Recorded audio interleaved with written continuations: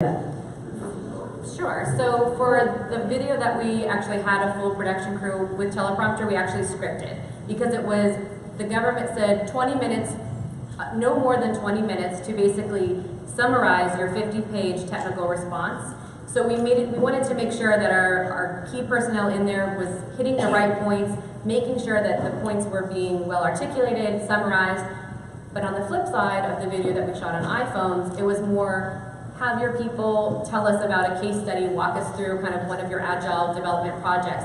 We wanted that to be more conversational. So while we did multiple edits and different takes, we basically let them come up with some key points and bullet points so that they would keep their script on track, but we didn't want them to feel rehearsed. Because a lot of times video too is that the clients know that you're capable of editing and getting it absolutely perfect, but they want to see that actual connection with the people, which is so important. And that's why videos are becoming a kind of a more popular evaluation factor. They want to not only read something or read a summary, but they want to get to that personal connection. They want to meet who you're going to say is going to do the work day to day.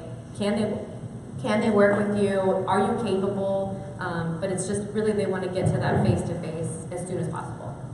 I'd agree with that as well. I think especially if you are in professional services, something like that, where you are basically selling your bodies to do a job or consulting or something like that, you want to know that these people really know their stuff.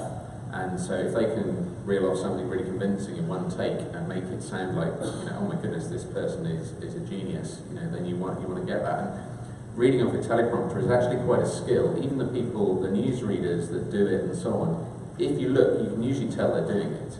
And most people aren't very good at it. I wouldn't underestimate that. I much prefer getting people, I'd rather do 6 takes and get somebody doing it off the cuff. And by the way, nobody gets it right first time.